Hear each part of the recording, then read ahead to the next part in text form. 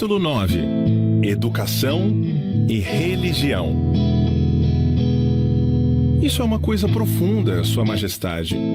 Vamos voltar à discussão de assuntos mais leves e mais concretos, e que provavelmente vão interessar a maioria das pessoas.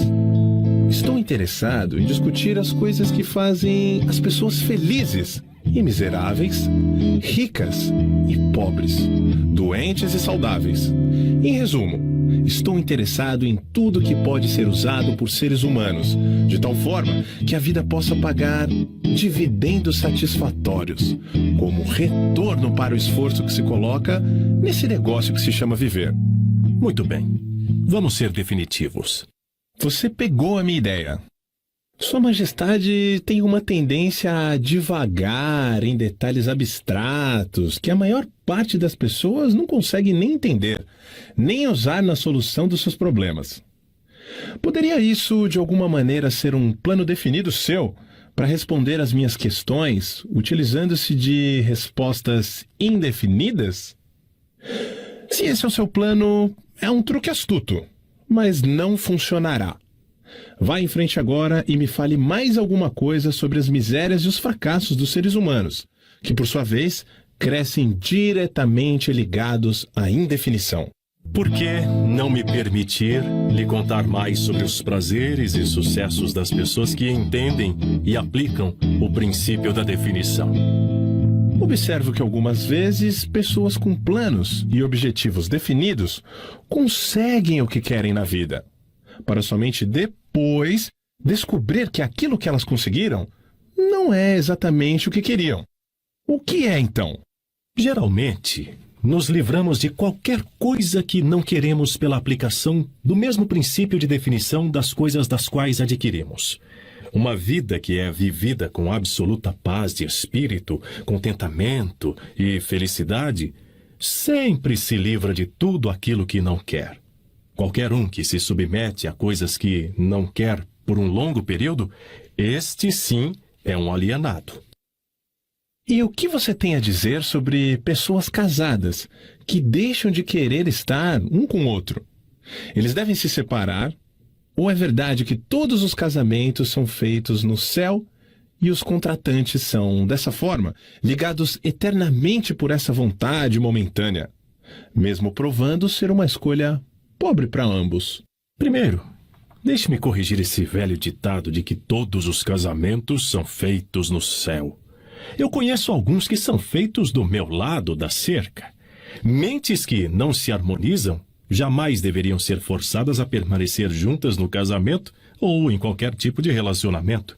O atrito e todas as formas de discórdia entre as mentes levam inevitavelmente para o hábito da alienação e, consequentemente, para a indefinição. As pessoas não são algumas vezes ligadas umas às outras por uma relação de dever, o que acaba sendo impraticável para eles tirarem da vida o que eles mais querem. Dever é uma das palavras mais abusadas e mal entendidas da existência. O primeiro dever de cada ser humano é consigo mesmo. Cada pessoa deve a si mesma o dever de encontrar como viver uma vida plena e feliz. Além disso, se a pessoa possui tempo e energia extras e que não são necessárias para preencher os seus próprios desejos, ela deve assumir a responsabilidade de ajudar outros. Isso não é uma atitude egoísta. E egoísmo não é uma das principais causas do fracasso em se achar a felicidade? Mantenho exatamente a mesma frase que lhe disse antes, de que não existe maior dever do que aquele que devemos a nós mesmos. Uma criança não deve algo, no sentido de dever, aos seus pais que lhe deram a vida e o sustento durante os seus períodos de necessidade? De forma alguma. É exatamente o oposto. Os pais devem às suas crianças tudo o que eles podem dar a elas na forma de conhecimento. Além desse ponto, os pais normalmente mimam em vez de ajudar as suas crianças. Tudo isso por um falso senso de dever que os faz satisfazer as suas crianças em vez de forçá-las a procurar e ganhar o conhecimento. Entendo o que você quer dizer. A sua teoria é de que o excesso de ajuda para os jovens os encoraja a se alienarem e se tornarem indefinidos em todas as coisas. Você, Majestade, acredita que a necessidade é um professor de grande sagacidade, que a derrota carrega consigo uma virtude equivalente e que presentes que não são merecidos, sejam de que naturezas forem, podem tornar-se uma maldição em vez de uma bênção. Isso está correto? Você conseguiu colocar a minha filosofia de forma perfeita. A minha crença não é teoria, é um fato. Então, você não advoga a oração como um meio de alcançar fins desejáveis? Pelo contrário, advogo que a oração é poderosa, mas não o tipo de oração que consiste em palavras vazias, sem sentido e suplicantes.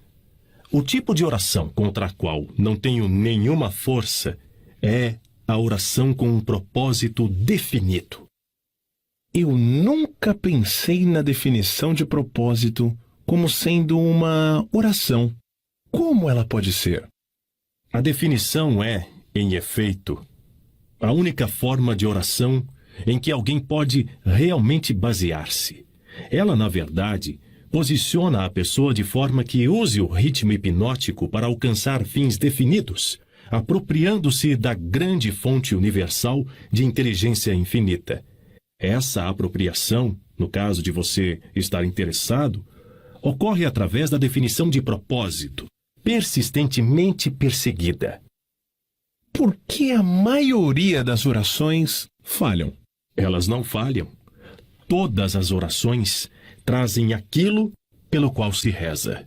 Mas, se você disse que a definição de propósito é o único tipo de oração em que alguém pode se basear, agora você diz que todas as orações trazem resultado? O que você quer dizer? Não há nada inconsistente com isso. A maioria das pessoas que reza recorre à oração somente após tudo ou mais ter falhado. Naturalmente, elas começam as suas orações com suas mentes cheias de medo de que as suas orações não serão atendidas. Bem, os medos, então, são realizados. A pessoa que começa uma oração com um propósito definido e fé inabalável de que vai alcançar o seu objetivo, coloca em ação as leis da natureza que transmutam os desejos dominantes de uma pessoa no seu equivalente físico. Isso é tudo o que se pode dizer sobre uma oração. Uma forma de oração negativa traz somente resultados negativos. A outra forma é positiva e traz resultados definidos e positivos. Poderia algo ser mais simples do que isso? As pessoas que se lamentam e imploram que Deus assuma a responsabilidade por todos os seus problemas e forneça todas as necessidades e luxúrias que a vida pode oferecer, são, na verdade, muito preguiçosas para conseguir o que elas querem da vida e traduzir tudo isso como uma realidade física através do poder de suas próprias mentes. Quando você escuta uma pessoa rezando por algo que ela deveria conseguir com seus próprios esforços, você pode ter certeza de que você está escutando um alienado. A inteligência infinita favorece somente aqueles que entendem e adaptam-se às suas leis. Ela não faz discriminação por definição de um caráter excelente ou de uma personalidade agradável. Essas características ajudam as pessoas a negociarem o seu caminho através da vida de forma mais harmoniosa. Mas a fonte com a qual a oração é respondida não é impressa com letras de ouro. A lei da natureza diz o seguinte: saiba o que você quer, adapte-se às minhas leis e você com certeza o terá. Isso se harmoniza com os ensinamentos de Cristo. Perfeitamente. Isso também se harmoniza com os ensinamentos de todos os grandes filósofos. A sua teoria de definição está em harmonia com a filosofia dos homens da ciência? A definição é a maior diferença entre um cientista e um alienado. Através do princípio da definição de plano e propósito, o cientista força a natureza a revelar-lhe os seus mais profundos segredos. Foi através desses princípios que Edison descobriu o segredo da máquina falante, vitrola, a lâmpada elétrica incandescente e muitos outros benefícios para a espécie humana. Então eu entendo que a definição é o primeiro requisito para o sucesso em todo e qualquer empreendimento humano. Isso está correto? Exatamente. Qualquer coisa que ensine as pessoas a examinarem fatos e conectá-los a planos definidos através de um pensamento apurado vai dificultar a minha profissão. Se essa sede por conhecimento definido, que agora está se espalhando pelo mundo, mantiver-se assim, meu negócio ficará ameaçado dentro dos próximos séculos. Eu triunfo na ignorância, na superstição, na intolerância e no medo. Mas não consigo manter-me de pé ante um conhecimento definido, propriamente organizado em planos definidos nas mentes das pessoas que pensam por si mesmas. Por que você não assume a onipotência e administra todos os trabalhos da sua própria maneira? Você pode também perguntar por que a porção negativa do elétron não toma conta da porção positiva e faz todo o trabalho. A resposta é que ambas as cargas, positiva e negativa da energia, são necessárias para a existência do elétron. Uma é balanceada igualmente contra a outra, e assim devem permanecer. E é dessa forma que ocorre a relação entre a onipotência e eu. Representamos as forças positivas e negativas de todo o sistema dos universos, e estamos igualmente balanceados uma contra a outra. Se essa força de equilíbrio fosse modificada, mesmo que num ínfimo grau, todo o sistema dos universos se tornaria rapidamente reduzido a uma massa de matéria inerte. Agora você sabe por que eu não posso tomar conta de todo o show e simplesmente fazer tudo do meu jeito. Se o que você diz é verdade, você tem exatamente o mesmo poder que a onipotência possui. Isso é verdadeiro? Isso está correto. A minha oposição, a quem você chama onipotência, se expressa através das forças que você chama de boas, as forças positivas da natureza. Eu me expresso através de forças que você chama de más, as forças negativas da natureza. Tanto o bem quanto o mal são forças que devem coexistir na natureza. Uma é tão importante quanto a outra. Então a doutrina da predestinação é verdadeira. As pessoas nascem para o sucesso ou para o fracasso, para a miséria ou para a felicidade, para serem boas ou más, e elas nada têm a ver com isso, e muito menos podem modificar as suas naturezas. É isso que você está afirmando? Enfaticamente não. Cada ser humano possui uma ampla gama de escolhas, tanto para os seus pensamentos quanto para as suas ações. Cada ser humano pode usar o seu cérebro para a recepção e para a expressão de pensamentos positivos, ou pode usá-lo para expressar pensamentos negativos. A sua escolha nesse assunto tão importante molda toda a sua vida. Pelo que você disse, pude perceber que os seres humanos possuem mais liberdade de expressão do que você ou a sua oposição. Isso está correto? Sim, isso está correto. Tanto eu quanto a onipotência somos limitados por leis imutáveis da natureza. Nós não podemos nos expressar, seja de que maneira for, se não for em conformidade com essas leis. Então é verdade que o homem possui direitos e privilégios não disponíveis, nem para a onipotência e nem para o diabo. Isso é verdade? Sim, isso é verdade. Mas você também tem que acrescentar que o homem ainda não acordou totalmente para dar-se conta de sua força potencial.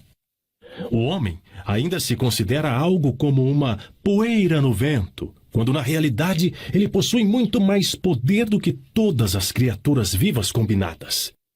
A definição de propósito parece ser uma panaceia para todos os males do homem. Talvez não isso, mas você pode ter certeza de que ninguém se tornará autodeterminado sem a definição de propósito. Por que não ensinam para as crianças sobre a definição de propósito nas escolas? Pela razão de que não existe um plano definido ou propósito por trás de qualquer currículo escolar. As crianças são enviadas para a escola para ganhar um diploma escolar e aprender como memorizar, não para aprender o que elas realmente querem da vida. Qual o benefício de um diploma escolar, se não se consegue convertê-lo em realizações espirituais e materiais da vida? Eu sou somente o diabo e não um resolvedor de enigmas. Eu deduzo, por tudo que você diz, que nem as escolas e nem as igrejas preparam os jovens do mundo com um conhecimento prático de como funcionam suas próprias mentes. Existe alguma coisa de maior importância para um ser humano do que o entendimento das forças e circunstâncias que influenciam a sua própria mente? A única coisa de valor duradouro para qualquer ser humano é o conhecimento de como opera a sua própria mente. As igrejas não permitem que uma pessoa investigue e adentre para conhecer as potencialidades de sua própria mente. E as escolas tampouco reconhecem tais potencialidades. Você não está pegando um pouco pesado com as escolas e com as igrejas? Não. Estou apenas as descrevendo como elas são, sem tendências ou preconceitos. As escolas e as igrejas não são seus piores inimigos? Os seus líderes podem pensar que são, mas eu só me impressiono com fatos. A verdade é esta. Se é que você quer saber, as igrejas são meus aliados mais úteis e as escolas estão logo atrás. E de que forma específica, ou em termos gerais, você faz essa afirmação? Da seguinte forma: tanto as igrejas quanto as escolas me ajudam a converter as pessoas para o hábito da alienação. Você consegue perceber que os indícios que você está levantando são substanciais, a ponto de macular a imagem de duas instituições que foram da maior importância e responsáveis pela civilização da forma como se conhece hoje? Se eu me dou conta, minha nossa, eu me regozijo com isso. Se as escolas e as igrejas tivessem ensinado as pessoas a pensarem por si mesmas, onde eu estaria agora? Essa confissão sua desiludirá milhões de pessoas, cuja única esperança de salvação está nas igrejas. Isso não é algo cruel para fazer com elas? Não seria muito melhor para a maioria das pessoas viver na ignorância desse fato, de que saber a verdade sobre você? O que você quer dizer com o termo salvação? Do que, na verdade, as pessoas estão sendo salvas? A única forma de salvação duradoura que realmente é válida para qualquer ser humano é aquela que vem do reconhecimento do poder de sua própria mente. Ignorância e medo são os únicos inimigos dos quais os homens necessitam salvação. Você parece não considerar nada como sagrado. Você está errado. Mantenho como sagrada a única coisa que eu considero meu mestre, a única coisa da qual tenho medo. E o que é isso que você teme? O poder do pensamento independente, amparado pela definição de propósito. Então você não possui muitas pessoas para temer. Somente 2 de cada 100, para ser mais exato. As outras todas eu controlo. Vamos dar um tempo para as igrejas e voltar para as escolas. A sua confissão mostrou claramente que você prospera e se perpetua de uma geração para outra utilizando o truque de tomar conta das mentes das crianças, antes que elas tenham a chance de usar os seus próprios intelectos. Desejo saber o que está errado com o sistema escolar, que permite que o diabo controle tantas pessoas. Desejo saber também o que pode ser feito para estabelecer um sistema de ensino que garantirá a oportunidade de aprendizado para todas as crianças. Primeiro, de que elas possuem mentes. Segundo, de que forma elas podem usar as suas mentes para trazer liberdade espiritual e econômica para suas vidas. Estou colocando essa questão de forma suficientemente definida. Considero que você tem salientado a importância da definição de propósito. Estou aqui para alertá-lo de que a sua resposta para a minha questão deve ser definida. Espere um momento, enquanto eu respiro. Você me deu uma ordem e tanto. E parece estranho que você tenha vindo para o diabo para aprender como viver. Eu penso que você deveria visitar a minha oposição. Por que você não vai? Sua Majestade, quem está sendo inquirido aqui é você, não eu. Quero a verdade e não estou preocupado pela fonte através da qual vou tê-la. Existe algo radicalmente errado com o sistema de educação. Sistema tal que tem nos fornecido um balancete de vida que nos mostra que estamos vulneravelmente no vermelho, sempre na esperança de entrar para o caminho da autodeterminação, tal como se fôssemos animais perdidos numa selva. Quero saber duas coisas sobre esse sistema. Primeiro, qual a maior fraqueza do sistema? Segundo, como pode essa fraqueza ser eliminada? A bola está com você novamente. Por favor, permaneça focado na questão e pare de tentar me desfocar para questões abstratas.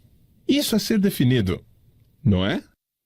Você não me deixa nenhuma chance a não ser partir para uma resposta direta. Para começar, o sistema de ensino parte de um ângulo educacional errado. O sistema escolar esforça-se para ensinar as crianças a memorizar fatos, em vez de ensiná-los como usar as suas próprias mentes. É somente isso que está errado com o sistema? Não, esse é apenas o começo. Outra grande fraqueza do sistema escolar é que ele não estabelece na mente das crianças nem a importância da definição de propósito e nem tenta ensinar aos jovens como serem definidos sobre qualquer coisa. O maior objetivo de toda a escola é forçar os estudantes a abarrotar as suas memórias com fatos, em vez de ensiná-los como organizar e fazer um uso prático desses fatos. Esse sistema de acumulação da memória faz com que a atenção dos estudantes seja centrada apenas em ganhar créditos e boas notas, mas deixa de lado a questão mais importante, que seria a do uso desse conhecimento nos assuntos práticos da vida. Esse sistema gradua estudantes e forma diplomados, cujas mentes estão vazias de autodeterminação. O sistema escolar partiu já de um mau começo. As escolas começaram a sua história como instituições de aprendizado de alto nível, tendo sido criadas inteiramente para aqueles poucos afortunados cujas famílias os destinavam para a educação. Assim, todo o sistema escolar foi desenvolvido começando pelo topo até chegar à parte de baixo da sociedade. Não é de se estranhar que esse sistema negligencie a ensinar às crianças a importância da definição de propósito, quando o próprio sistema literalmente desenvolveu-se através da indefinição. O que corrigiria essa fraqueza do sistema escolar? Vamos combinar que não vamos reclamar da fraqueza do sistema, ao menos que estejamos preparados para oferecer um remédio prático, com o qual todo o sistema pode ser corrigido. Em outras palavras, enquanto estamos discutindo a importância da definição de um plano e de um propósito, vamos nós mesmos tomar nosso remédio e sermos definidos. Por que não esquece as escolas e as igrejas e evita uma série de incomodações para você mesmo? Não sabe que está colocando o seu nariz em assuntos que envolvem as duas forças que controlam o mundo? Vamos supor que você mostre ao mundo que as escolas e as igrejas são fracas e inadequadas para as necessidades dos seres humanos. O que vai acontecer? Com o que vai substituir essas duas instituições? Pare de tentar escapar das minhas questões com esse velho truque de fazer outra pergunta. Não tenho intenção de substituir as escolas e as igrejas, mas tenho a intenção de encontrar, se puder, um meio de fazer com que essas forças organizadas possam ser modificadas de tal forma que elas sirvam às pessoas, em vez de as manter nas trevas da ignorância. Vá em frente e agora me dê um catálogo detalhado de todas as mudanças que poderiam ser feitas no sistema escolar e que, por sua vez, o aperfeiçoariam. Então, você quer todo o catálogo, é isso? Quer as mudanças sugeridas na ordem de sua importância? Descreva as mudanças necessárias, na ordem em que elas vêm para você. Você está me forçando a cometer um ato de traição contra mim mesmo, mas aqui está. Reverta o presente sistema dando às crianças o privilégio de liderar nos seus trabalhos escolares, em vez de seguir regras ortodoxas estabelecidas somente para compartilhar o conhecimento abstrato. Deixe os instrutores servirem como estudantes e deixe os estudantes servirem como instrutores. Tanto quanto possível, organize todos os trabalhos das escolas em métodos definidos através dos quais os estudantes possam aprender fazendo e direcione o trabalho da classe de tal forma que todo estudante esteja engajado em alguma forma de trabalho prático, conectado com os problemas diários da vida. As ideias são o começo de todas as realizações humanas. Ensine todos os estudantes como reconhecer ideias práticas, que podem ser de grande benefício para ajudá-los a adquirir o que quer que seja que a vida exija deles. Ensine aos estudantes como fazer uma administração efetiva do tempo e, sobretudo, ensine a verdade de que o tempo é o ativo mais valioso disponível para todos os seres humanos e também o mais barato. Ensine ao estudante os motivos básicos pelos quais todas as pessoas são influenciadas e mostre a eles como usar esses motivos para adquirir as necessidades e os luxos da vida. Ensine às crianças o que comer, o quanto comer e qual a relação existente entre uma boa alimentação e um corpo saudável. Ensine às crianças a verdadeira natureza e a função da emoção do sexo e, sobretudo, ensine a eles que o sexo pode ser transmutado em uma força propulsora capaz de levar qualquer um ao topo de suas realizações. Ensine às crianças a importância de serem definitivas em todas as coisas, começando com a escolha de um grande propósito definido para a vida. Ensine às crianças o princípio do hábito e de que este pode ser bom ou mau, usando as experiências do dia a dia como exemplo para elas.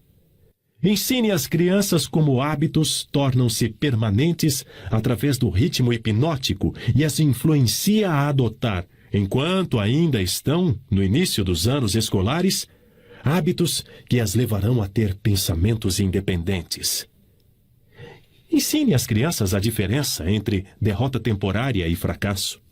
E ensine a elas como procurar pela semente de uma vantagem equivalente que toda derrota traz consigo. Ensine às crianças a importância de expressarem seus próprios pensamentos sem medo e ensine-as a aceitar ou rejeitar, por sua própria vontade, todas as ideias dos outros, reservando para si mesmas, sempre, o privilégio de as submeterem ao seu próprio julgamento. Ensine as crianças a tomarem decisões prontamente e a mudá-las, mesmo que sejam todas, vagarosamente e com relutância, e nunca sem uma razão definida.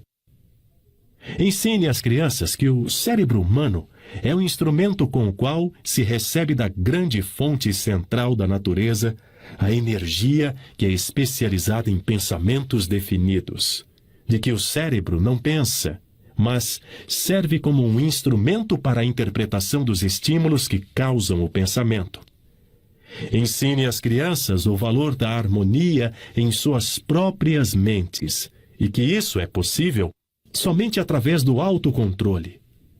Ensine às crianças a natureza e o valor de ter autocontrole. Ensine às crianças que existe uma lei de retornos crescentes que pode e deve ser colocada em operação como um hábito, mostrando que se deve sempre prestar mais e melhores serviços do que é esperado delas. Ensine às crianças a verdadeira natureza da regra de ouro e, sobretudo, mostre a elas que, através da operação desse princípio, tudo o que elas fazem para e por outros, elas acabam fazendo para si mesmas. Ensine às crianças a não terem opiniões, a não ser que sejam formadas por fatos ou crenças que possam ser razoavelmente aceitas como verdadeiros fatos. Ensine às crianças que cigarros, bebidas, drogas e o sexo em demasia destroem a força de vontade e acabam levando ao hábito da alienação. Não proíba esses males, apenas explique para elas. Ensine às crianças sobre o perigo de acreditar em qualquer coisa meramente porque seus pais, os seus instrutores religiosos ou qualquer outra pessoa tenha dito para fazê-lo. Ensine as crianças a encararem fatos, sejam eles agradáveis ou desagradáveis, sem recorrer a subterfúgios ou sem oferecer-lhes álibis. Ensine as crianças a encorajarem o uso do seu sexto sentido, através do qual as ideias apresentam-se em suas mentes de fontes desconhecidas e a examinar tais ideias cuidadosamente.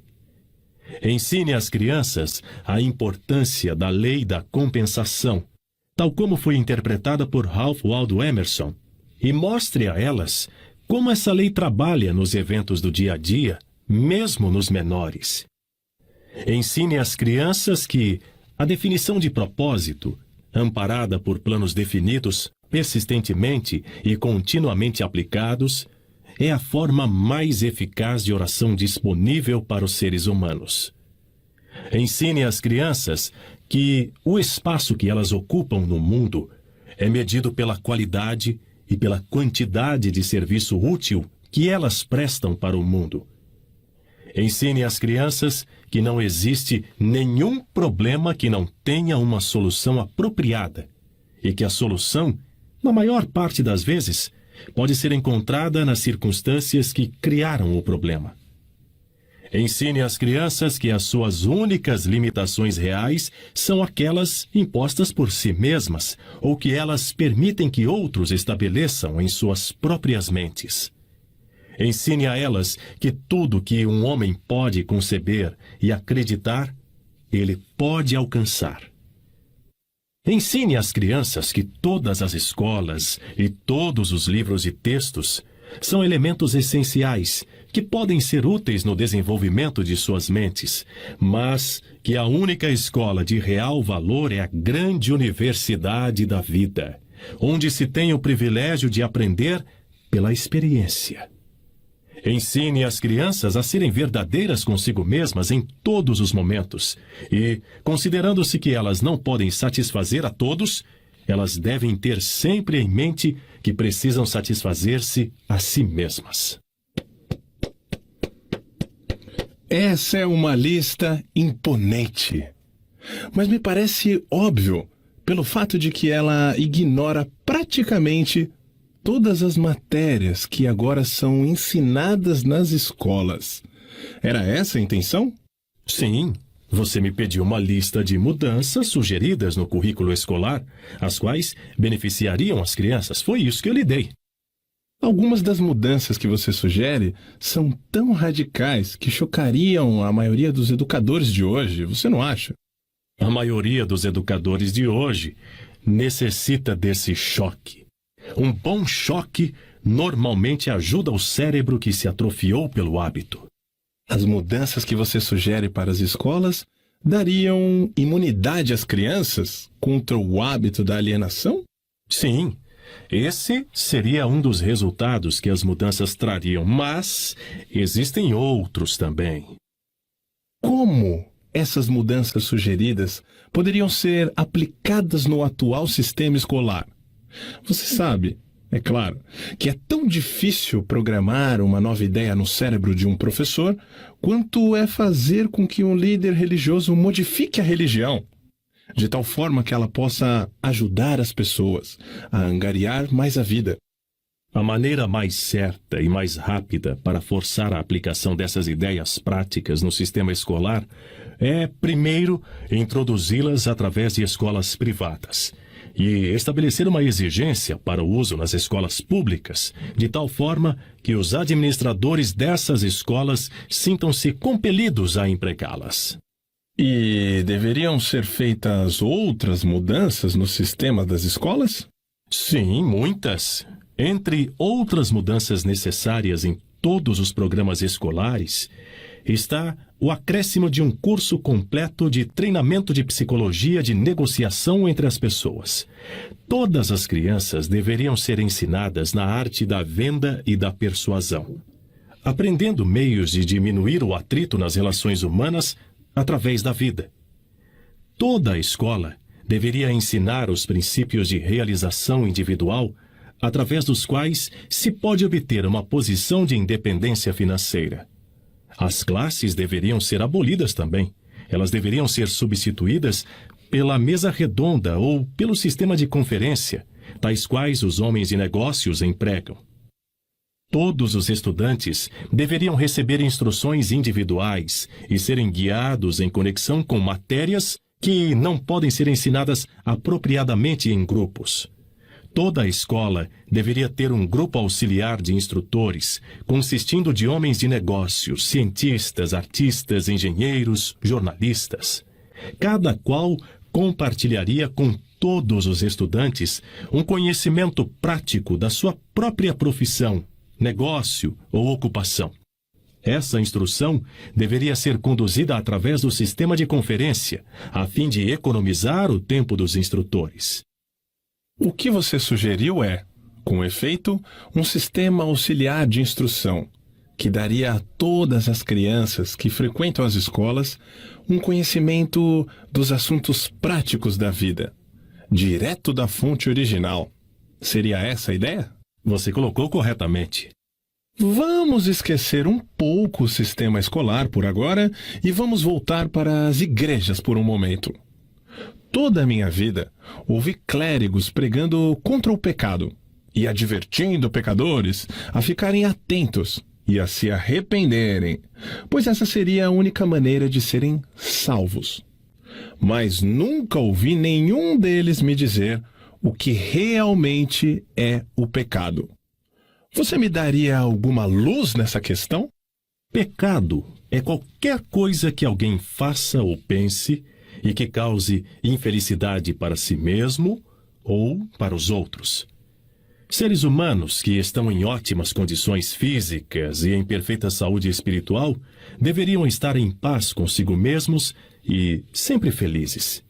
Qualquer forma de miséria mental ou física indica a presença do pecado. Nomeie algumas das formas comuns de pecado. Comer em excesso é uma forma de pecado, porque leva à perda da saúde e à miséria. O excesso de sexo é um pecado, porque quebra a força de vontade da pessoa e a leva para o hábito da alienação. Permitir que a mente seja dominada por pensamentos negativos de inveja, ganância, medo, ódio, intolerância, vaidade, autopiedade ou desencorajamento é uma forma de pecado, porque esses estados mentais levam para o hábito da alienação. Enganar, mentir e roubar também são pecados, porque esses hábitos destroem o autorrespeito, submetem a consciência e levam à infelicidade. É um pecado também permanecer nas trevas da ignorância, porque a falta de conhecimento leva à pobreza e à perda da autoconfiança. É um pecado aceitar da vida qualquer coisa que não se queira, porque isso indica uma forma imperdoável de negligenciar o uso da mente.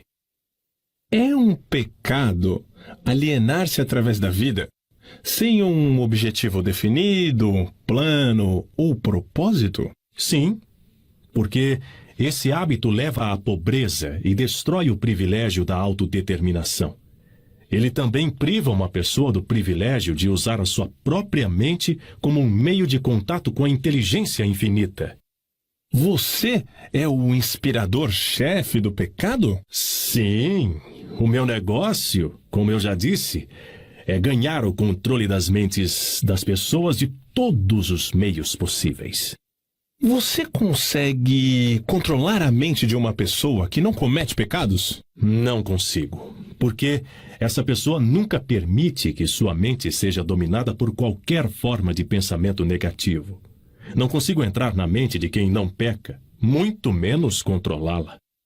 Quais são as formas mais comuns e mais destrutivas de todos os pecados? Medo e ignorância. E você não tem mais nada para acrescentar à lista? Nada mais a acrescentar. O que é a fé? É um estado da mente onde se reconhece e se utiliza o poder do pensamento positivo como um meio pelo qual se contata e se chega à fonte central da inteligência universal. Em outras palavras, a fé é a ausência de todas as formas de pensamento negativo. Seria essa a ideia? Sim, essa é outra forma de descrevê-la. Um alienado possui capacidade de usar a fé? Ele pode ter a capacidade de usar, mas não utiliza. Todo mundo tem a força potencial para limpar a sua mente de todos os pensamentos negativos e, dessa forma, utilizar-se do poder da fé. Colocando de outra forma, a fé é a definição de propósito amparada pela crença, na obtenção do objetivo desse propósito. Isso está correto? Essa é a ideia, exatamente.